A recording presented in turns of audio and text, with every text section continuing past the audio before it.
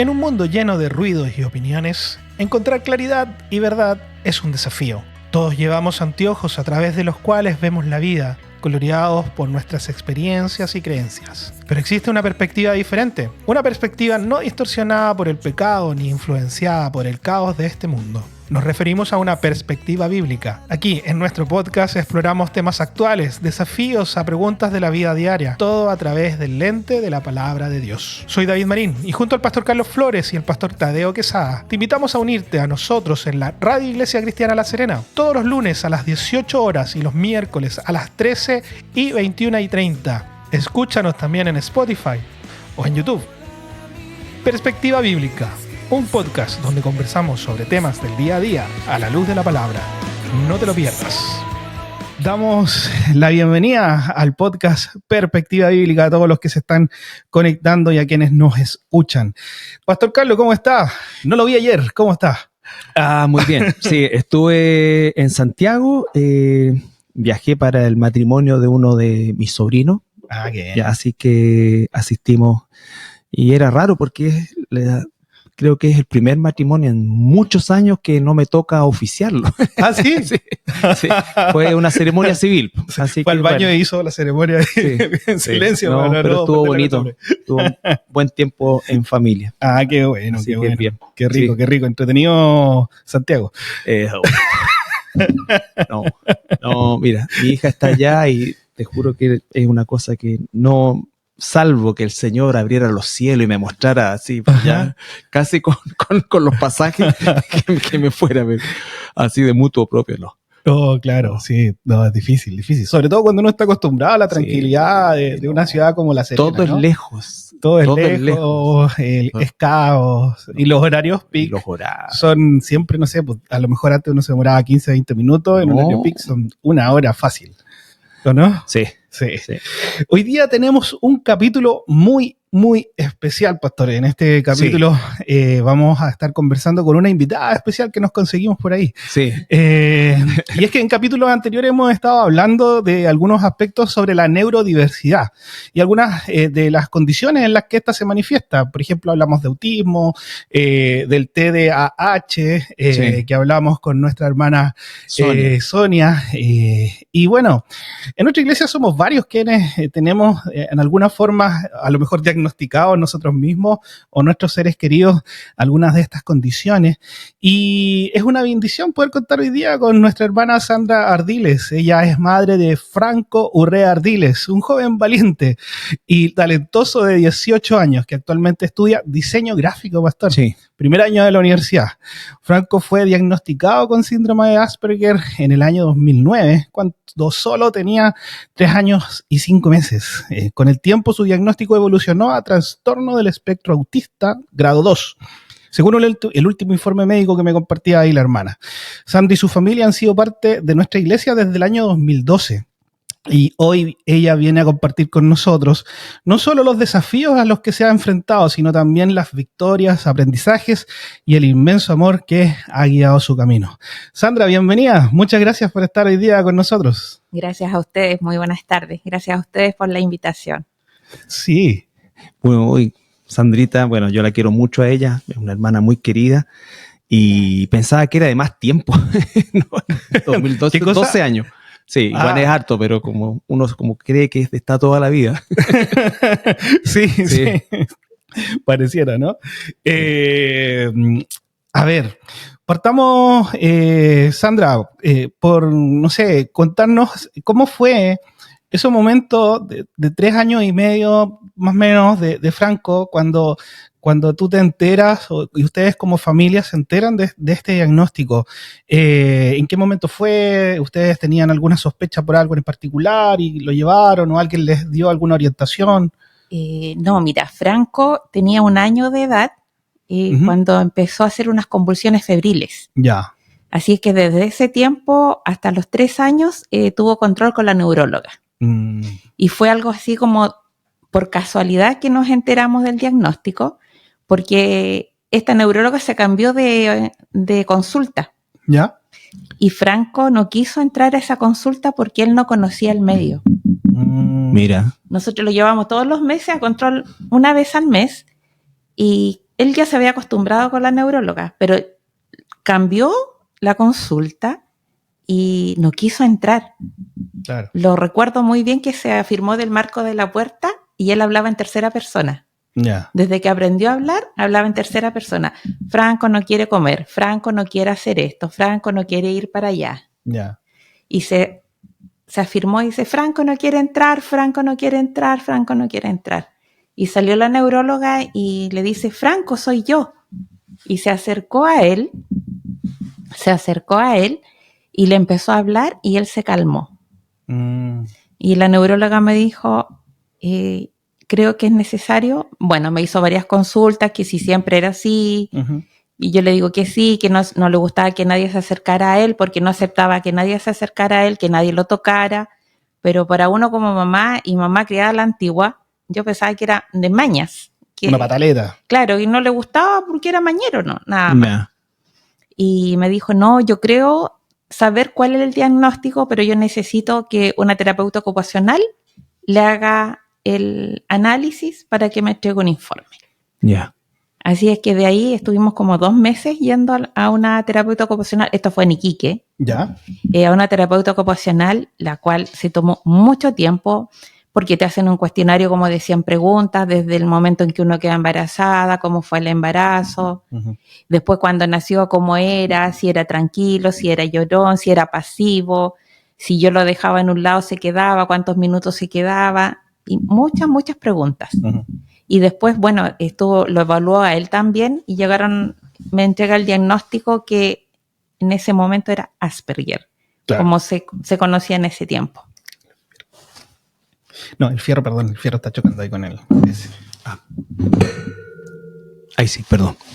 En ese tiempo era el Asperger. En ese tiempo era Asperger. Y para mí fue muy, muy, muy fuerte porque cuando la terapeuta me lo dice, yo no estaba con mi marido está trabajando y me dice, bueno, necesito conversar con los dos para explicarle lo que Franco tiene, entonces espero a que venga tu marido y le digo, pero ¿cuál es el diagnóstico?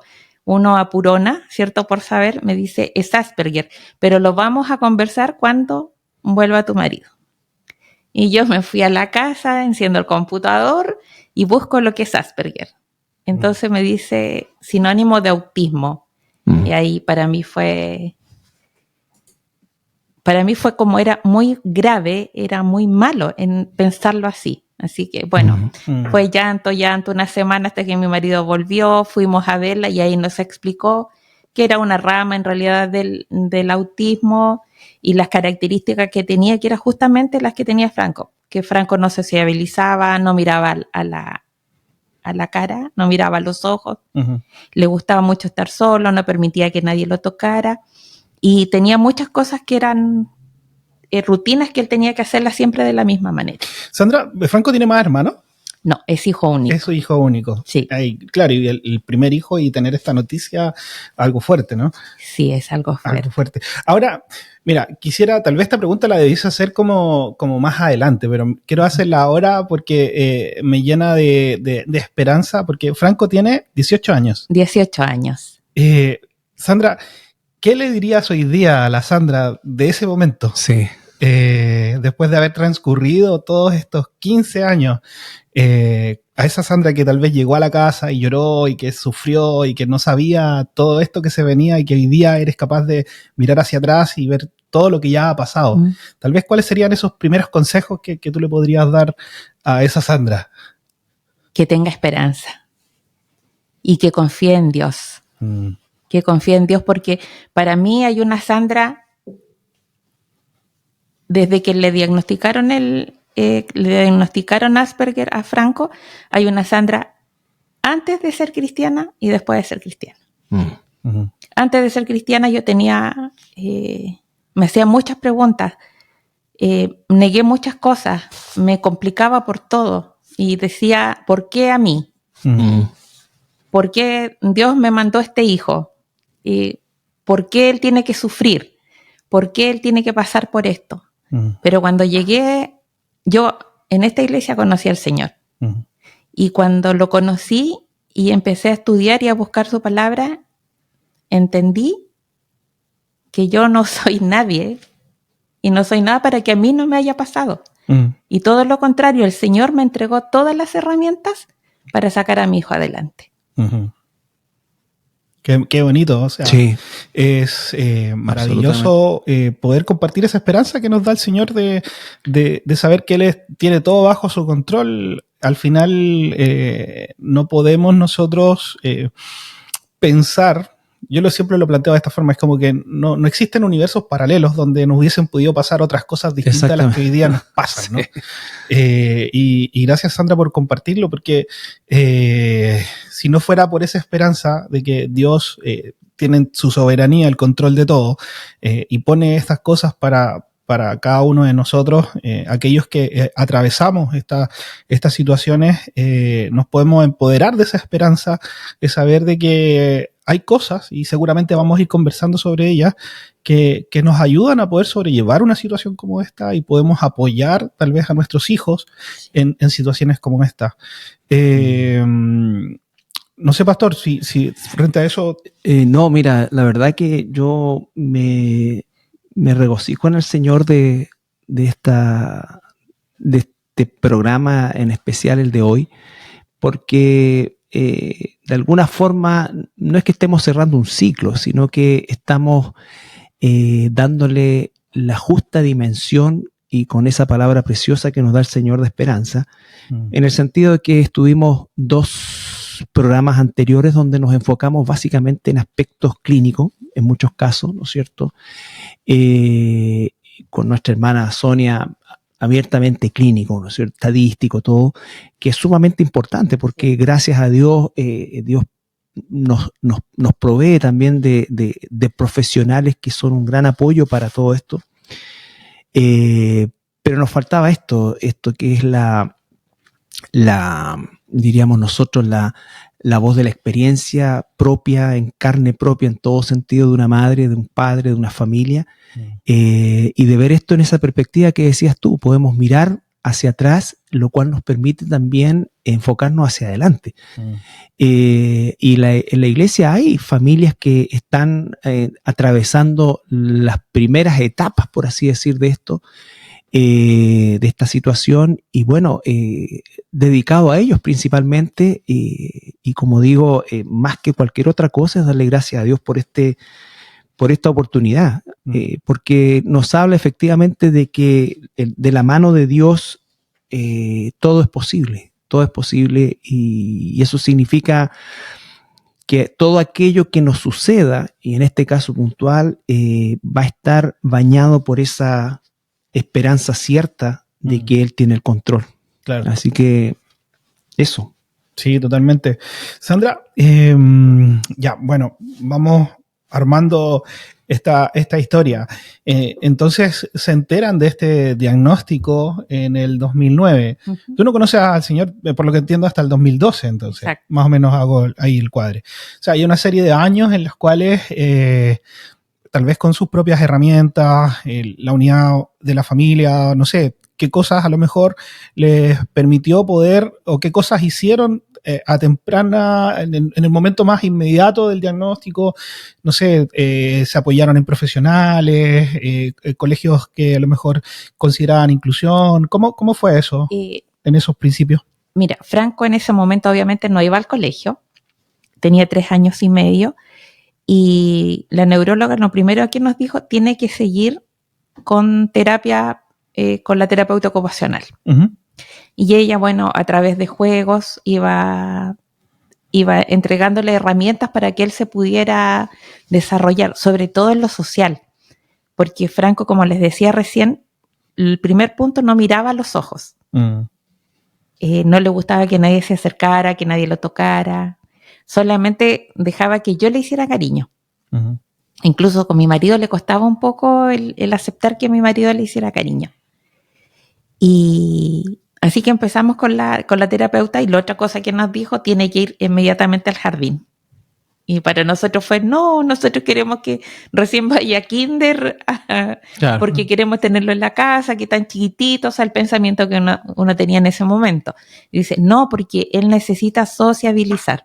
Uh-huh. El problema mayor que nosotros encontramos en Franco en estos momentos es el tema de sociabilizar. Ahora ya grande. En ese momento, en ese momento. Okay. Así es que tiene que ir al jardín sí o sí. Así que entró al medio mayor, al jardín. Y sí, le costó bastante, le costó el poder entrar. Los primeros días era una semana de llanto. Gracias al Señor tuvo buenas parvularias que supieron cómo manejarlo. Y yo doy gracias al Señor porque yo sé que a pesar de que yo no lo conocía, obviamente el Señor sí ya estaba conmigo. Porque me llevó a un colegio que eran pocos niños, eran 15 niños que habían en su curso, pero las parvularias me decían, nosotros no sabemos mucho de esta condición, pero queremos aprender. Y empezaron a leer y buscar cómo tratarlo. Entonces, claro, al principio lo acompañaban, después se dieron cuenta, no, ¿sabe qué, señora Sandra? Si lo dejamos solito, y él va a llorar un ratito y después solo se va a levantar y se va a ir al grupo. Al grupo o a sentarse a su mesa. Que me decía, porque a nosotros no nos resulta que nosotros lo tomemos y le hablemos porque él más se descontrola. Y así empezó de a poco a poder comunicarse con los niños. Ya. Y después, bueno, obviamente nosotros en la casa la terapeuta nos dijo que nosotros jugábamos un rol fundamental, que era el de seguir en la casa con las tareas que ellas nos pudieran dar con respecto a qué hacer en la casa con él. Y una de las cosas que tuvimos que hacer por mucho tiempo fue cuando él nos hablaba, decirle, Franco, mírame a los ojos. Ya. O buscarle la mirada. Buscarle la mirada, y siempre.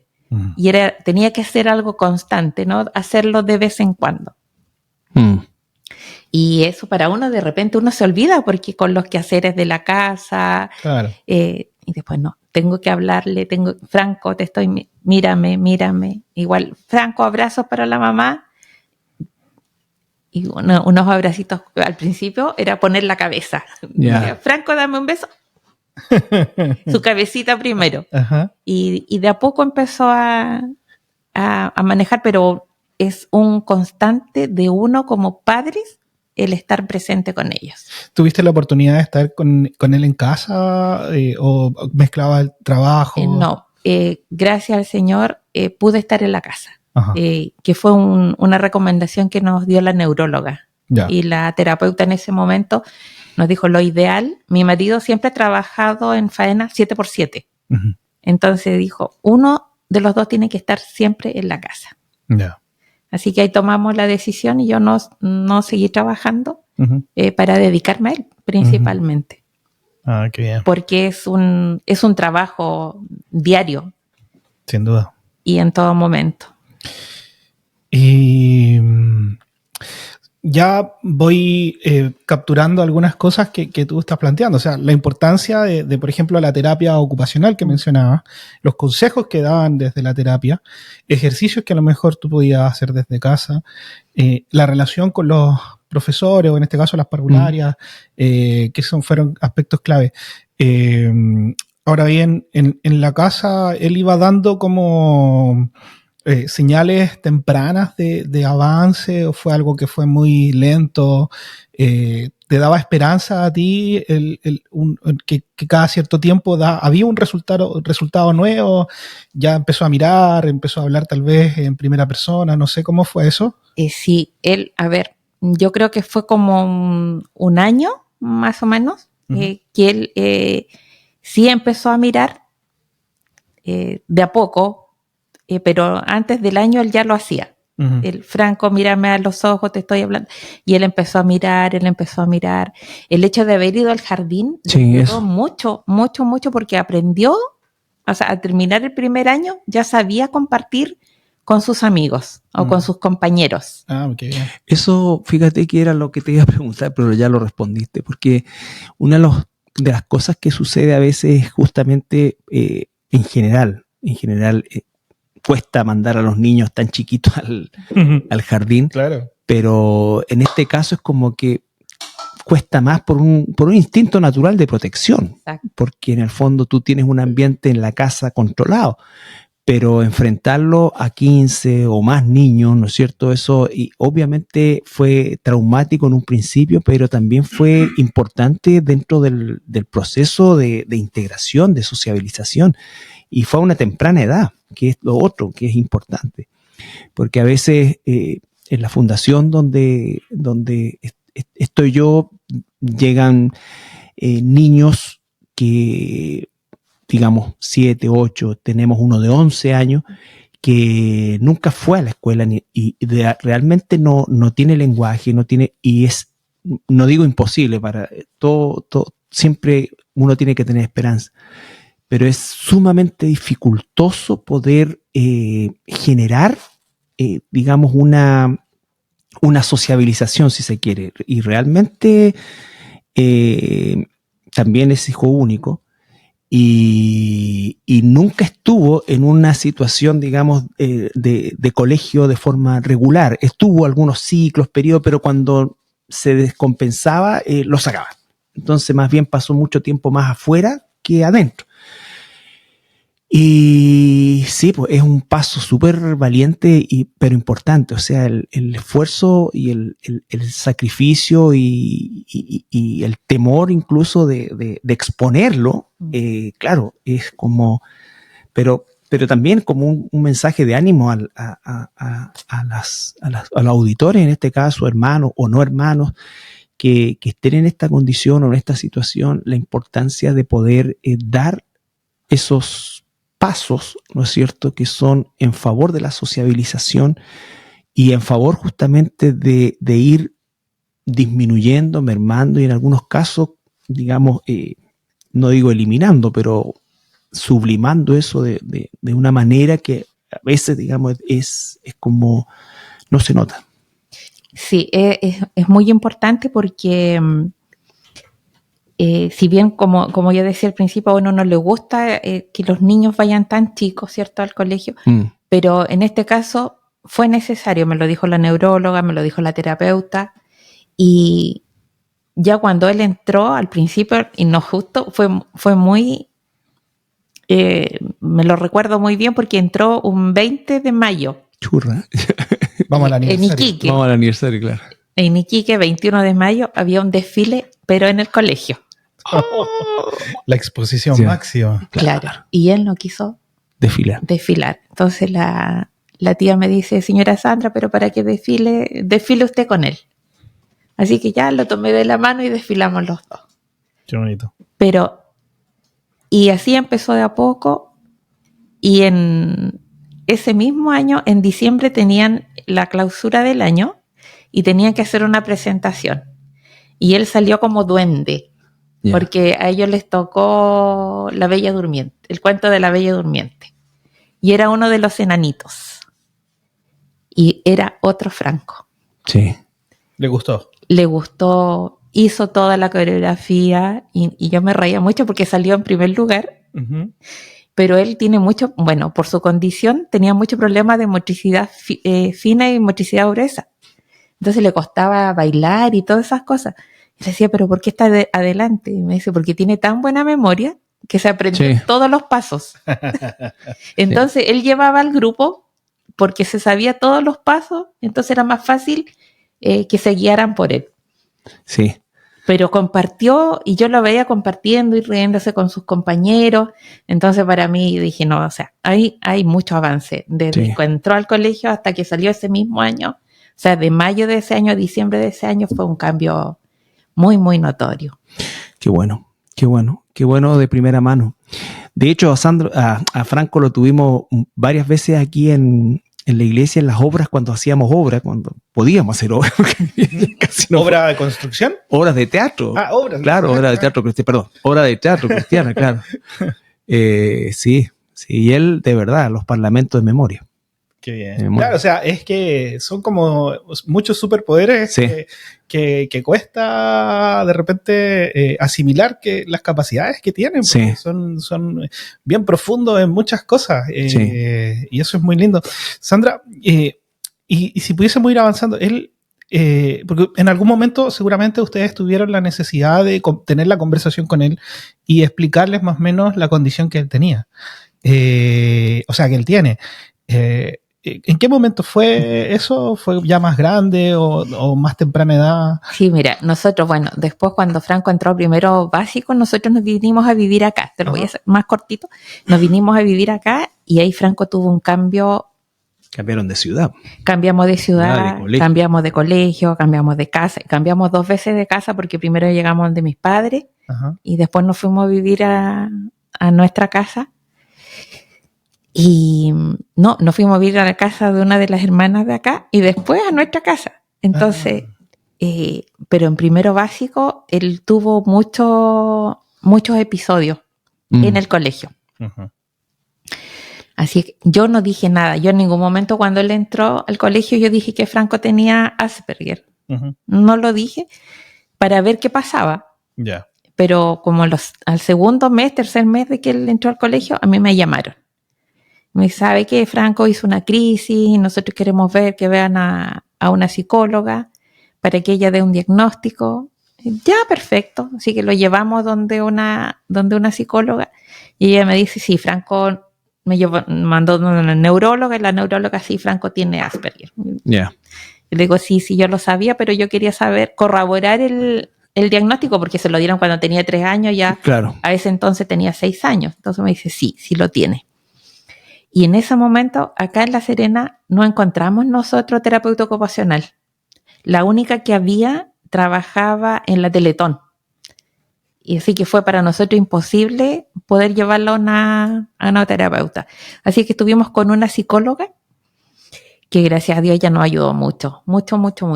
Y ella igual dijo, bueno, acá lo fundamental son ustedes los padres. Yo lo voy a ver una vez a la semana, pero el trabajo fundamental es de ustedes. Y en ese tiempo yo sí, todos los días tenía que hablarle a él en las mañanas. Hijo, hoy vas a ir al colegio, cuando íbamos camino al colegio. Hijo, hoy vas a ir al colegio, así que tienes que escribir todo, tienes que poner atención, tienes que hacer caso a lo que la profesora diga, porque en la sala la que manda es la profesora. Ya, mamá. Y era todos los días lo mismo. Y después cuando llegaba a la casa, igual, sus rutinas diarias. Pero lo conversamos con la psicóloga y le preguntamos si era necesario que él supiera la condición que él tenía. Y nos dijo, no es necesario si ustedes no lo quieren hacer. Y ¿saben? Bueno, lo conversamos con mi marido y ¿saben por qué no le quisimos decir? Porque no quisimos que se aprovechara de su condición. Yeah. Porque si bien siempre nos han dicho, ay, es que los Asperger son súper inteligentes.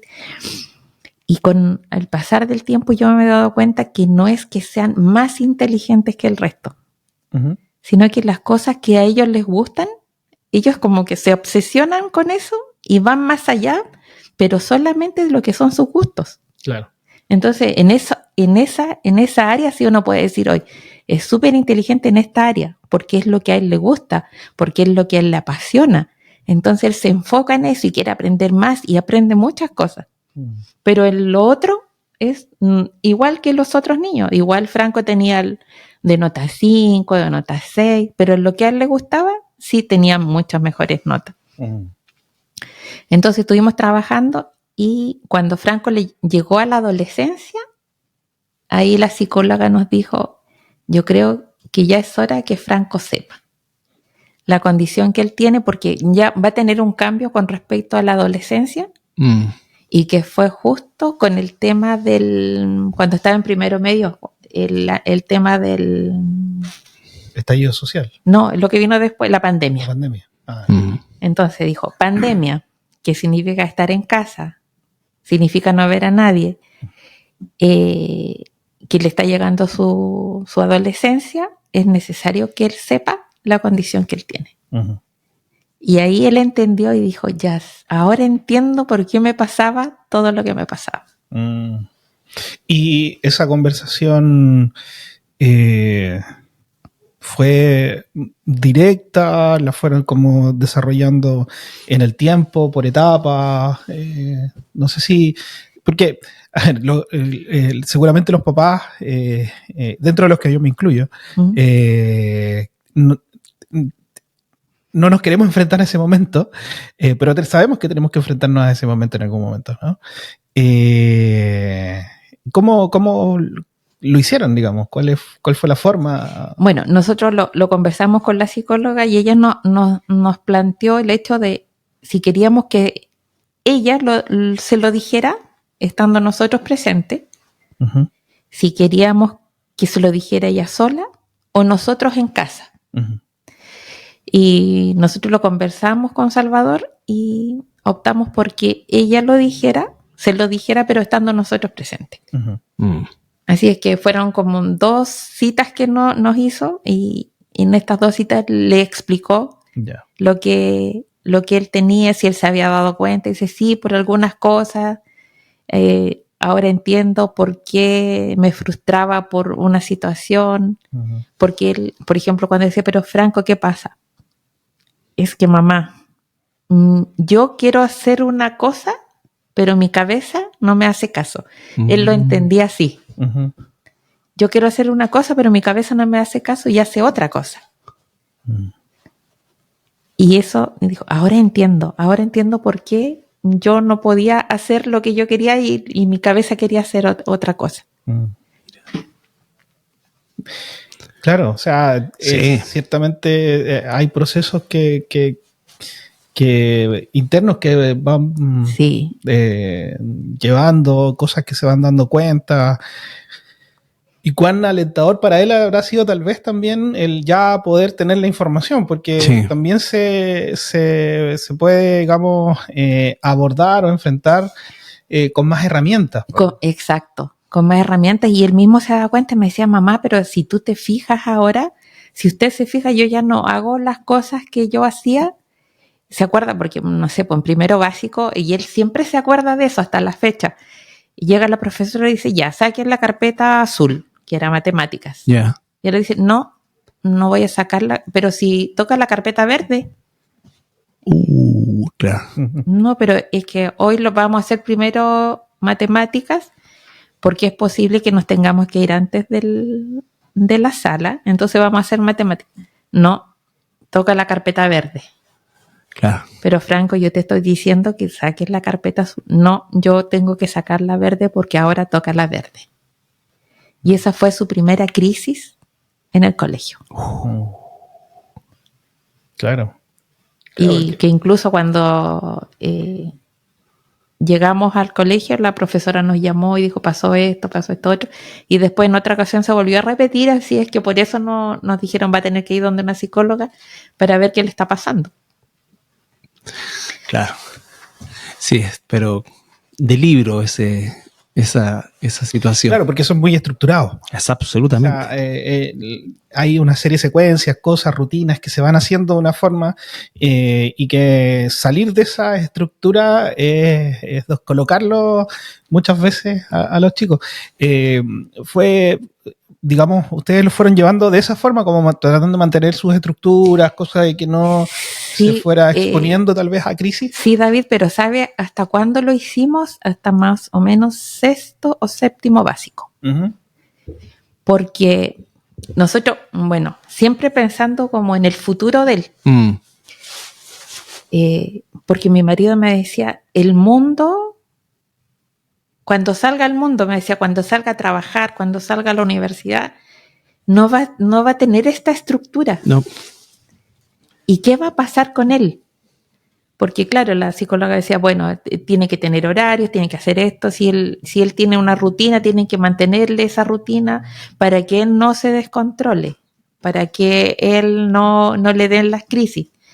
Pero después lo pensábamos con Salvador, ¿y qué va a pasar más adelante? Claro.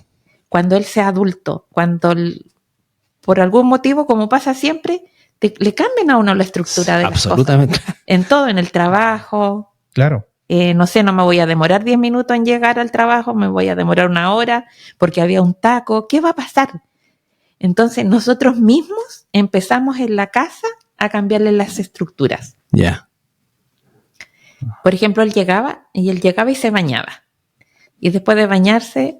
descansaba unos minutos y se ponía a hacer las tareas y se ponía a estudiar. Sí, Franco, es mejor que hoy día primero estudies y después te bañes. pero no, porque yo tengo que, pero hazlo de esa manera. Ah, ya, mamá, está bien. Al principio costaba, obviamente no dijo de buena primera sí. Sí, claro. Entonces de repente sí, pero pucha, es que yo quiero hacerlo. No, pero es que lo vas a hacer así. Igual el tema, no sé, por ejemplo, salíamos y él siempre se iba por el mismo camino. Uh-huh. Entonces, ya Franco, hoy vamos a ir al líder, nos íbamos caminando al líder, pero tenemos dos opciones, nos vamos directo por Ulrichsen o esta vez nos vamos a ir por la otra calle. Pero es por Ulrichsen la ida al líder. Uh-huh. Sí, pero esta vez nos vamos a ir por acá. Uh-huh. Tenemos esta otra opción, porque también en la vida tenemos más opciones. Ah, ya, mamá. Sí, está bien. Es una buena estrategia, porque al final lo mismo que pasó con la ida al jardín, ¿no? a la escuela, era exponerse a cambios, a situaciones, exacto, a cosas que de repente tal vez no podría entender, y estos cambios de rutina, claro, ayudan tal vez lo hicieran de una forma controlada, no era siempre, exacto, cosa de sobreexponerlo, pero ir paulatinamente haciendo esos cambios es una muy buena estrategia para poder ir aprendiendo a ayudarle a los chicos a poder ir sobrellevando estas cosas, estos cambios, que hacer cuando algo pasa que no era lo que yo esperaba que iba a suceder. ¿Tuvo problema con sus compañeros, así como de relacionarse con ellos, de bullying, o de interactuar y jugar, iniciar juegos, liderar, cosas así de ese estilo, o el mismo bullying? Le costó hacer amigos. El primer año le costó bastante. Tuvo, si lo recuerdo, un solo amigo, pero después, al pasar el tiempo, se hizo de 5 amigos, que los tuvo hasta que salió de cuarto medio. Ya. Yeah. Pero sí sufrió de bullying. Ya. Yeah. Sí, sí. Habían 2 compañeros que le hicieron bullying hasta octavo básico, más o menos, pero la psicóloga le enseñó a bloquear estas situaciones. Ya. Yeah. Entonces, y él bloqueaba, no. De repente, incluso a veces yo le decía, oye, este niño te dijo algo, te hizo algo. No, mamá, no sé. No me ha hecho nada. No sé si fue o no fue al colegio. O sea, su bloqueo fue tanto que después no se daba cuenta si el niño, pues para él ya después en el fondo no existía. Y yo creo que fue bastante bueno porque en un momento Salvador, porque el niño ya era de todos los días, entonces nosotros íbamos al colegio, hablábamos con la profesora, hablábamos con el director, y hubo un momento que mi marido dijo, ya basta. Entonces le dije, ¿sabes qué? A la próxima, un combo nomás y no te va a molestar más. No, claro, yo no puedo hacer eso, porque eso no está bien.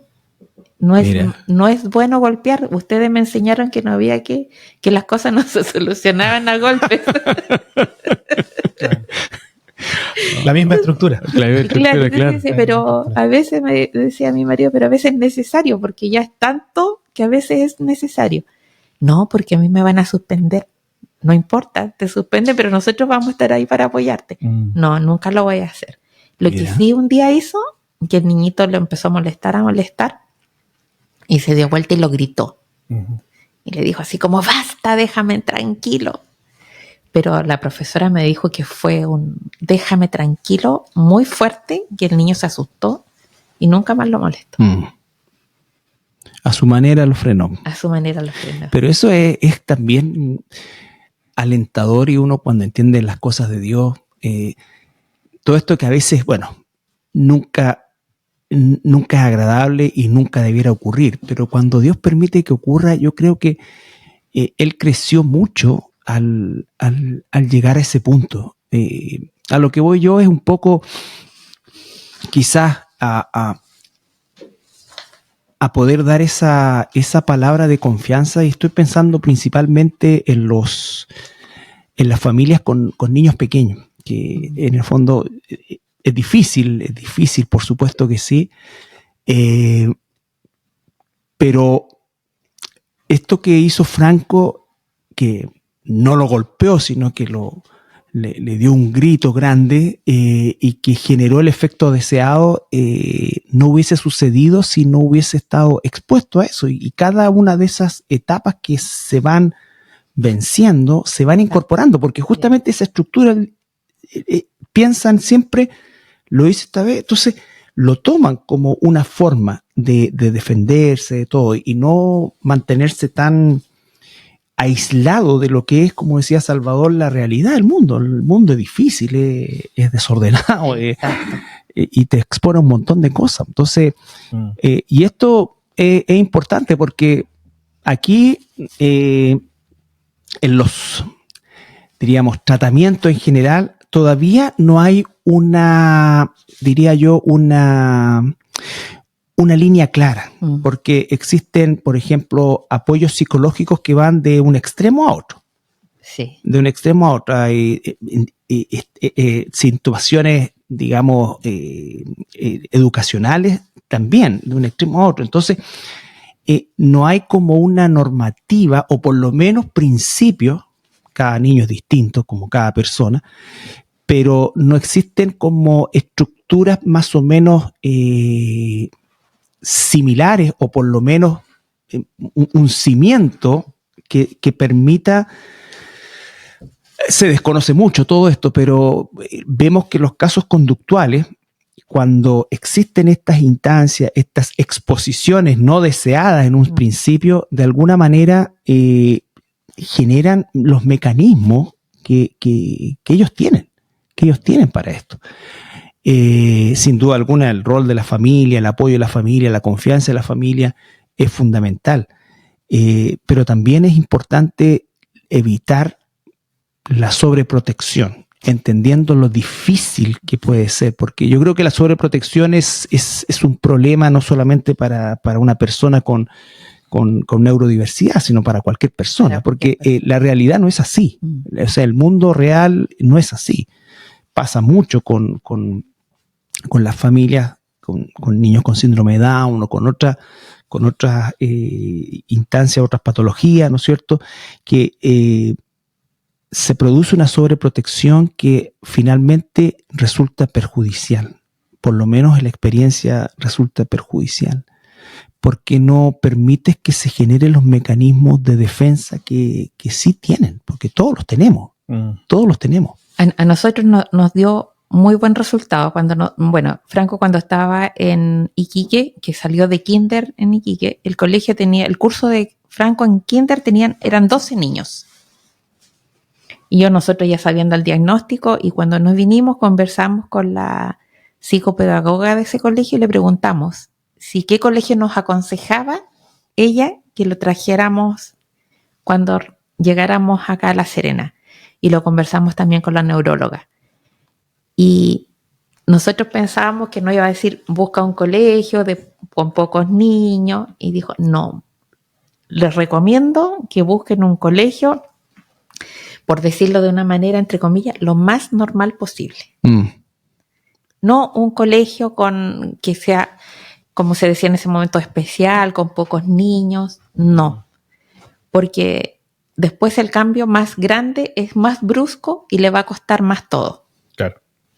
Entonces lo ideal, un colegio normal, con la cantidad de niños que tienen todos los colegios, y que él aprenda a adaptarse a ese medio. Mira, a eso me refería yo con criterios dispares. Exacto. Porque conozco profesionales que hacen un muy buen trabajo y habrían recomendado lo contrario, mantener una rutina de pocos niños y cosas así. Entonces, a eso, claro, cada niño en particular es un mundo. Claro. Es un mundo, ¿no es cierto? Pero un poco el mensaje es justamente a tomar esta experiencia tuya, Sandrita, de atreverse a dar esos pasos, de fortalecerse en el Señor, en el caso nuestro, ¿no es cierto? Y desarrollar una cultura del cambio. No es arriesgarlos, sino que es exponerlos. A ningún niño hay que arriesgarlo, pero sí exponerlo a la naturaleza de la vida. Nosotros, por decir una cosa, las terapeutas en la fundación desde muy pequeñito sacan a los niños a andar en locomoción colectiva, ir al supermercado, comprar, no de grupos grandes en ese sentido, 3 o 4, 5 máximo, pero van desarrollando esa situación de niños que no conocían un supermercado o que no conocían una micro. Exacto. Entonces, que de repente se suben y se sientan al lado de alguien que no tiene idea quién es. Todo eso, claro, provoca inicialmente un trastorno, pero a la larga genera esos mecanismos, vuelvo a insistir, esos mecanismos que son necesarios de adaptación que los tenemos todos, todos, y ellos también. Nosotros eso pensamos con Salvador hace varios años ya, y lo conversamos. Bueno, yo, en base a lo que dice la palabra, ¿cierto? Yo no sé cuántos años yo tengo de vida. Yo no sé cuándo el Señor me va a llevar. Y pudo haber sido antes, a lo mejor. Y yo hablaba con Salvador y le decía, ¿qué va a ser de Franco si yo no estoy? Él tiene que seguir viviendo. Y tiene que tener las herramientas para que siga viviendo. Su papá no iba a dejar de trabajar para cuidarlo. Entonces, él tenía que aprender. Y así fuimos entregando la herramienta, y de repente herramientas muy, muy caseras, por decirlo de esa manera. Ya, ayúdame a hacer el aseo, ayúdame a lavar el baño, ayúdame a cocinar. Y se volvió un experto en la cocina, cocina más rico que la mamá. Mira. Le encanta la cocina. Y mostrarle cómo es el mundo. Claro. Porque el tenerlo como lo conversábamos con mi esposo, en una burbuja no lo van a beneficiar en nada. Entonces, quería tener amigos, porque él me decía que siempre quiso tener hermanos, no tuvo hermanos, quería tener amigos, y nosotros le llevábamos los amigos a la casa. Ya, invita a tus amigos que vengan a tomar once, que vengan a pasar el día, que compartan contigo. Y uno también es una manera de uno observarlos y ver cómo él se comportaba con estos amigos. Claro. Y lo encontramos muy bueno, y eso lo hicimos de chiquitito, de cuando estuvo en kinder, que ya logró en ese tiempo hacerse de 2 amigos en ese tiempo. En Iquique esos 2 niñitos iban siempre a la casa. Y cuando llegamos acá también hicimos lo mismo. Y con eso quisiera tal vez hacer también un llamado a quienes nos escuchan y a nosotros mismos, que tenemos hijos. En esto de la neurodiversidad están los neurotípicos, siempre hay, como por decirlo de alguna forma, ¿no?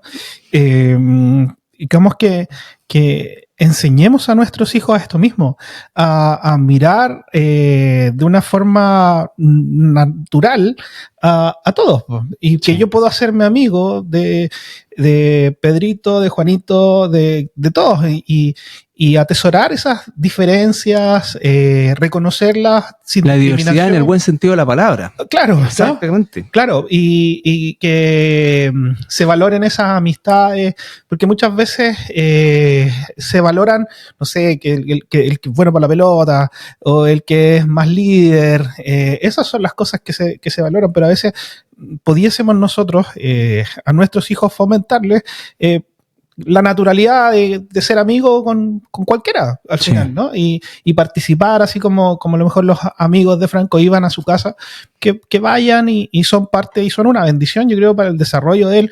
Fueron tal vez, y creo que esa inclusión, que es al final la palabra, se va dando con más naturalidad, no es algo tan formal, no es algo tan forzado, no es algo, porque de repente la inclusión, uno puede tener ahí como algunos pensamientos medios contradictorios con ello, porque como que se elabora tanto, se saca tanto de lo natural, que al final es como contraproducente. Porque al final lo que dices tú es muy cierto, porque muchas veces la inclusión resulta en exclusión. Claro. Porque tienen que tener instancias especiales, situaciones, entendiendo que hay instancias de una necesidad, pero la gran mayoría de las personas con algún tipo de espectro autista no se encuentran en el nivel 4. La gran mayoría está en niveles que pueden llegar a sociabilizar, a desarrollar justamente esas áreas. Esas áreas. Entonces, sí, es súper importante tu testimonio. Sandra, y en este sentido, trayéndolo un poquito ya a la situación actual, porque Franco está ya cursando algunos meses de la universidad. Y que, como decías al principio, esa esperanza que tú le dabas a Sandra del comienzo, tal vez en muchos momentos del transcurso, a lo mejor esa esperanza fluctuaba, ¿no? De qué pudiese ser de Franco, como decías tú recién, sin mí. Pero hoy día él está comenzando a desarrollar habilidades y conocimientos que le van a permitir en una forma u otra un grado de independencia a futuro. ¿Cómo fue este transcurso a la universidad? ¿Es algo que él naturalmente siempre deseó? ¿Ustedes lo ayudaron a considerarlo? ¿Cómo fue? Bueno, nosotros siempre... Franco quería ser cineasta primero. Sí. Ajá. Sí. Sí. Me contaba recién la historia. Sí, él quería ser cineasta como de cuarto básico, pero lo llevamos a la universidad. Ajá. Y tuvo una entrevista con el jefe de carrera y no le gustó lo que el jefe de carrera le dijo. La otra opción era estudiar en Santiago, pero él me dijo, no mamá, no podría vivir acá por el ruido del metro, la gente que me apretan, claro, que meten mucha bulla. Y bueno, el Señor pone todo su tiempo en el momento que corresponde, y el año pasado desde el colegio lo llevaron a la ULS y conoció la carrera de diseño. Ya. Y llegó y dijo, mamá, esto voy a estudiar. Diseño gráfico. Diseño gráfico. Qué bien. Y lo buscó en la universidad, las otras universidades que habían acá, pero le gustó esa malla. Pero me decía, pero a veces pienso que a lo mejor, ¿ustedes me dejarían que yo me quedara un año en la casa? Sí, le decíamos, pero queremos saber el por qué te quieres quedar un año en la casa. Porque quiero como estar seguro de lo que quiero estudiar. Bueno, si es por eso, no hay ningún problema. Pero si tú me dices año sabático, acá no hay año sabático para nadie.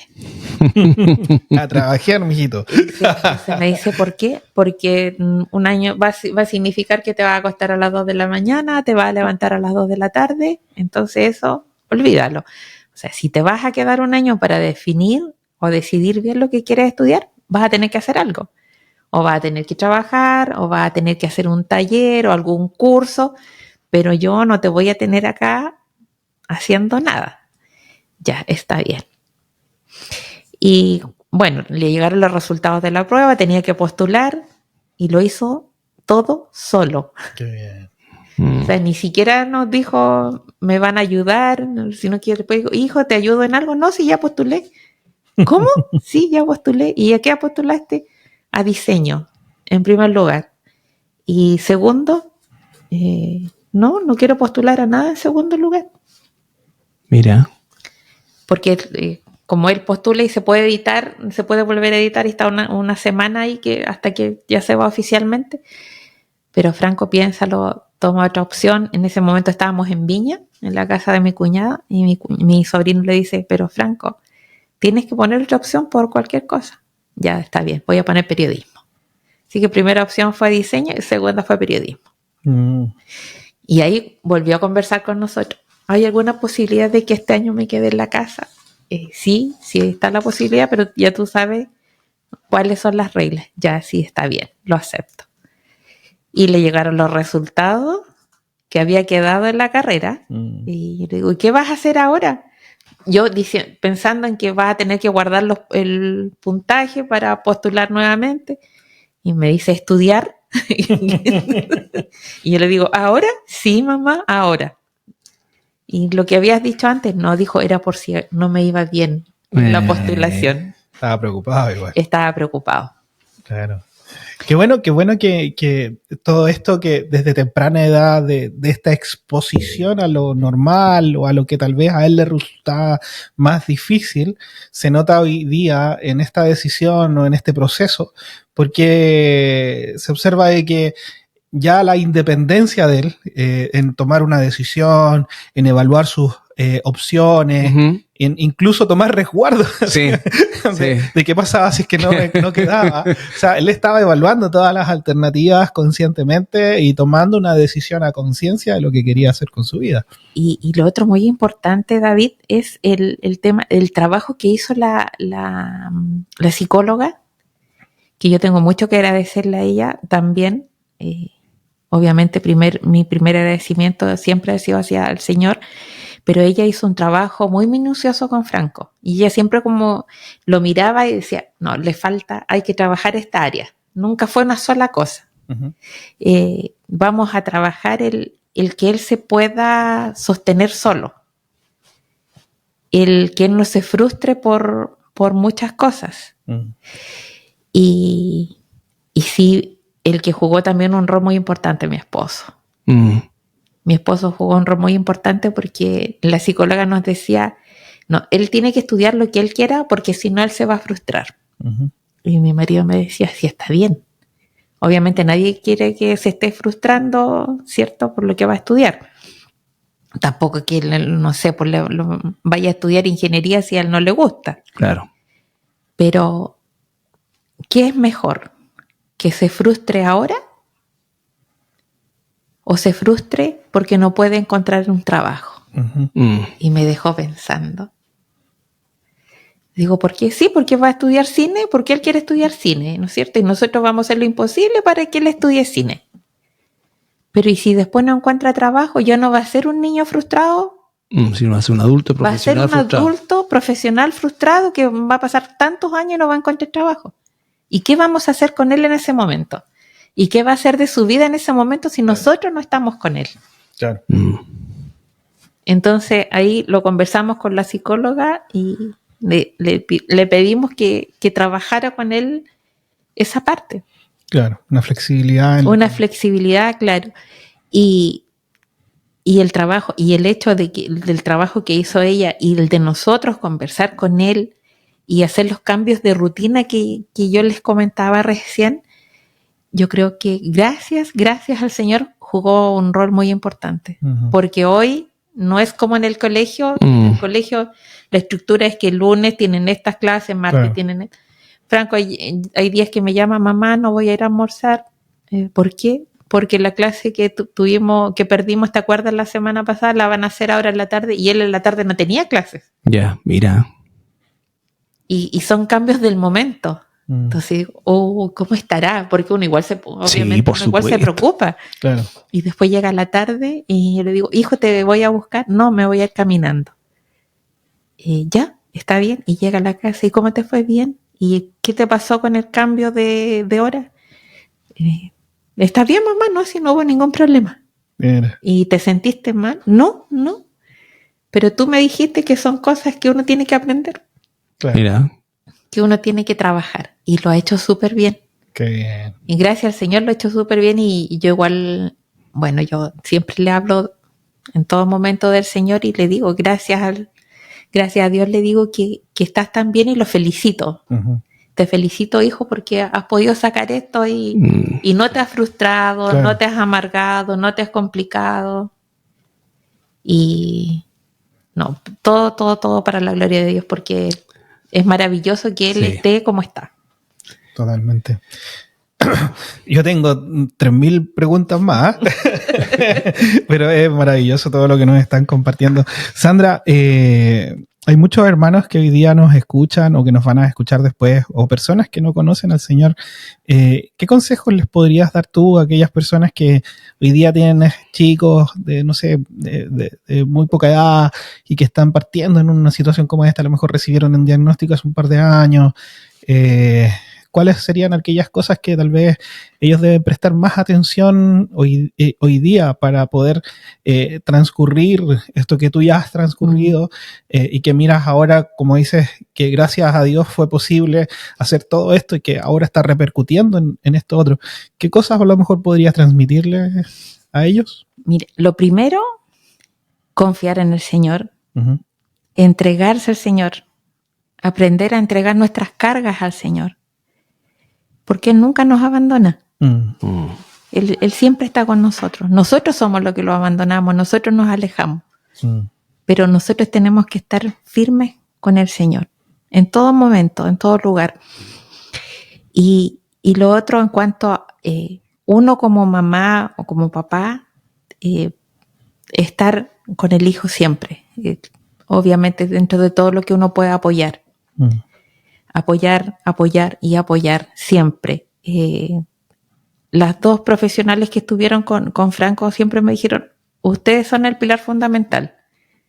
Nosotros somos una ayuda externa, pero el trabajo más grande es de la mamá y es del papá, y obviamente del papá dentro de lo que pueda, porque el papá siempre es el que está afuera trabajando. Pero siempre es uno como mamá, el entregarle las herramientas para que el niño pueda salir adelante. Y lo otro es el profesional. Y a veces saber buscar un buen profesional y no quedarse solo con un diagnóstico. Para mí eso fue muy importante, porque a veces uno lleva al niño al colegio y en el colegio le dice, oye, su hijo tiene TEA, como sí, suele suceder. Y uno va después, no, es que mi hijo tiene TEA. El profesor o el educador pudo haber leído, puede saber algo, pero no es el profesional idóneo para dar el diagnóstico. O a veces una psicóloga, tampoco la psicóloga tiene la experticia para decir si él es Asperger. O sea, está la neuróloga y está la terapeuta ocupacional. Entonces yo pienso que eso es lo más importante. Lo más importante. Ahora, y si, aprovechando que tenemos al pastor aquí, digamos que la iglesia también es parte de todo esto, ¿no? En alguna medida, Franco ha venido a la iglesia, viene. ¿Cómo la iglesia y los hermanos podemos ser parte de esta situación? ¿En qué manera, como partes de un cuerpo, ¿no? De miembros de un solo cuerpo, somos parte de familias que están atravesando estas situaciones? No sé si es que hay algo que como hermandad podemos hacer o que tú esperarías o que a ti te ayudaron en algún momento, hermanos, a atravesar toda esta situación.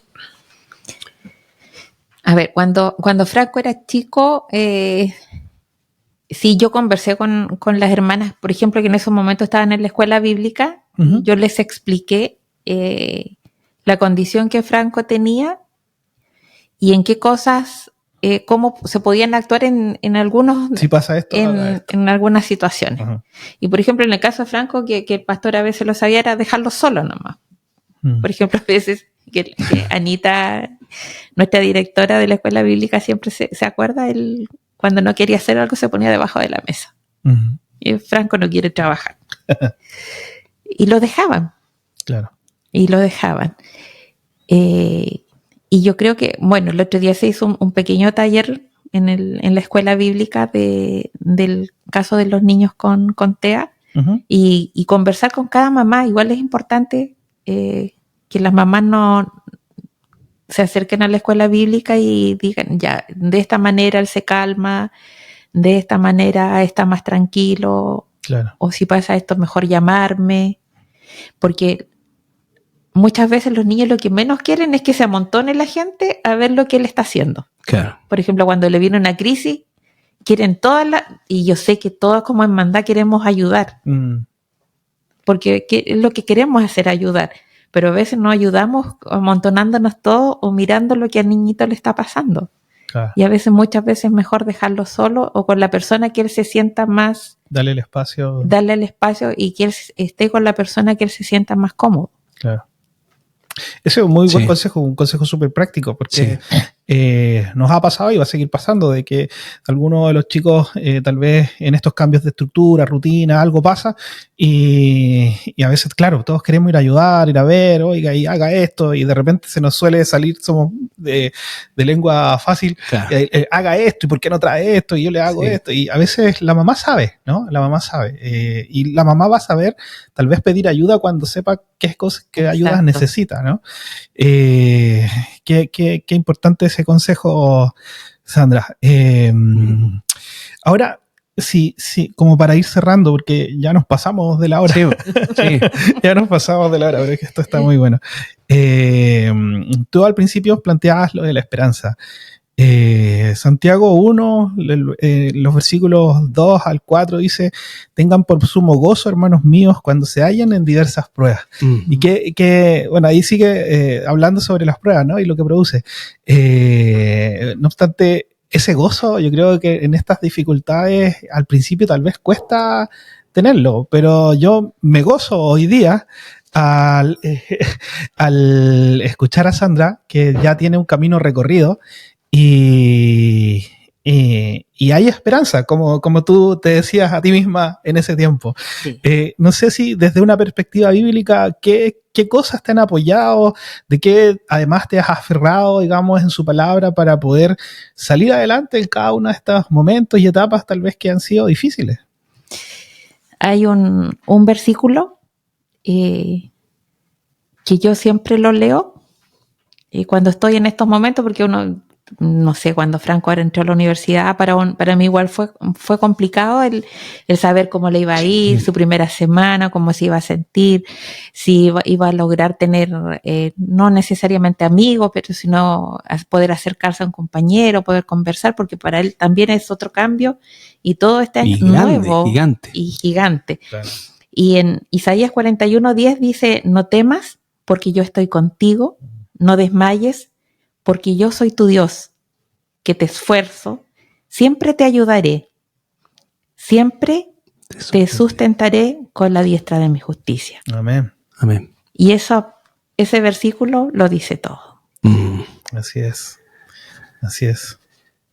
No tengo nada más que decir. Hoy día he aprendido mucho, he escuchado, me he podido regocijar con el testimonio de Sandra, con la vida de Franco y con esa bendita esperanza que transmiten sus palabras de alguien con toda la autoridad y con toda la experiencia para decirlo.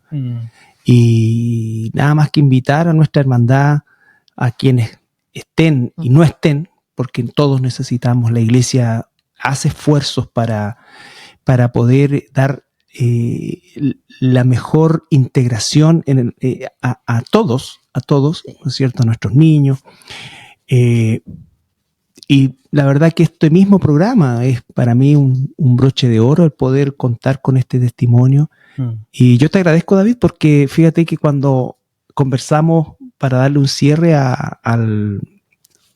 diría, no un cierre, pero por lo menos un corolario para tener las distintas miradas. Las distintas miradas, esa es la palabra, claro. Yo te había propuesto una familia primero y tú me dijiste, no, tiene que ser alguien que haya pasado por esto, que anime, que desde la experiencia, digamos, pueda justamente darnos un mensaje. Porque tenemos familias que están en la etapa aguda, digamos, y esto les va a servir mucho y de verdad yo creo que, estoy seguro que fue justamente una dirección del Señor el que mi hermano haya pensado en ti y a mí me sorprende. O sea, yo conozco la historia de Franco, pero estos detalles no los conocía y de verdad, por eso es que hoy día prácticamente no he hablado y no tenía que decir más que escuchar, así que agradecerte, pero infinitamente, Sandra. Sí. ¿Franco estará escuchando o no irá a escuchar? Lo vas a escuchar después, porque estaba medio nervioso. Sí. Franco, tienes una mamá maravillosa, una mamá que se ha esforzado por ti junto a tu padre y se han dedicado a criarte y enseñarte tantas cosas lindas. Es una bendición y de verdad que me emociona el compartir con tu mamá y de su experiencia, sin duda, y que tal vez para ti también has podido tener tu propia experiencia y cada día la tienes, pero vas a crecer el resto de tu vida con la bendición de una madre y un padre que se dedicaron, que tomaron las decisiones, se adaptaron y que han hecho esfuerzos en que puedas vivir este mundo de la mejor forma posible y ojalá que lo puedas hacer de la mano de Dios. Nuestra identidad está en Cristo y que eso siempre sea una forma de poder enfrentarte a todas las cosas que estás viviendo hoy día y que a lo mejor vas a vivir en adelante. El Señor te bendiga. Gracias porque nos permites tener la oportunidad de conversar de este caso, tu caso. Yo le pregunté a Sandra si lo habían conversado, si es que estabas de acuerdo y te doy gracias por transparentar todo esto, que sin duda que tal vez es algo que puede ser difícil para ti o para tu familia. Así que de verdad muchas gracias y desearte que sea mucho éxito en este proceso de la educación superior y bueno, lo que venga. Y de la mano del Señor todo es mucho mejor. Gracias, Sandra, por espacio. No sé si es que hay algo más que quieras compartirnos para ir cerrando. No, dar gracias al Señor por esta oportunidad y confiar en el Señor que sea de bendición para todas mis hermanas, para todos mis hermanos. El haber contado mi experiencia como madre de Franco, el cual gracias al Señor me hace sentir muy orgullosa de él por todos los logros que él ha tenido. Qué lindo. Bien, gracias. Mis hermanos, un lindo programa. Una bendición poder estar hoy día compartiendo esto junto a nuestra hermana Sandra, al pastor Carlos. Gracias, pastor, por el espacio y el tiempo. El hermano Héctor nos manda un mensajito y nos dice, va a venir a la reunión, ¿no? él considera que es importante la inclusión dentro de una sociedad tan poco inclusiva, que sea a partir de nosotros. Ciertamente él tal vez lo ha vivido mucho. Absolutamente. Héctor es un ejemplo de vida también. Sí, totalmente. Bueno, a lo mejor en algún momento lo traemos de vuelta acá invitado. Sí, es verdad. Bien, este programa lo pueden escuchar en distintas plataformas. La mejor forma de enterarse es a través de la página web de nuestra iglesia, iglesiacristianalaserena.cl. Lo transmitimos los lunes en vivo a las 18 horas. Después sale la repetición los miércoles a las 1 de la tarde, a las 21:30. También se escucha en Radio Pinamar 107.9 los lunes y jueves a las 10 en Spotify, en YouTube. Así que si no lo escuchó es porque no se enteró nomás. Que esté muy bien y que Dios les bendiga. Muchas bendiciones. Hasta luego. Bendiciones. Hasta luego. En un mundo lleno de ruidos y opiniones, encontrar claridad y verdad es un desafío. Todos llevamos anteojos a través de los cuales vemos la vida, coloreados por nuestras experiencias y creencias. Pero existe una perspectiva diferente, una perspectiva no distorsionada por el pecado ni influenciada por el caos de este mundo. Nos referimos a una perspectiva bíblica. Aquí, en nuestro podcast, exploramos temas actuales, desafíos a preguntas de la vida diaria, todo a través del lente de la palabra de Dios. Soy David Marín y junto al pastor Carlos Flores y el pastor Tadeo Quesada, te invitamos a unirte a nosotros en la Radio Iglesia Cristiana La Serena, todos los lunes a las 18 horas y los miércoles a las 13 y 21:30. Escúchanos también en Spotify o en YouTube. Perspectiva Bíblica, un podcast donde conversamos sobre temas del día a día a la luz de la palabra. No te lo pierdas.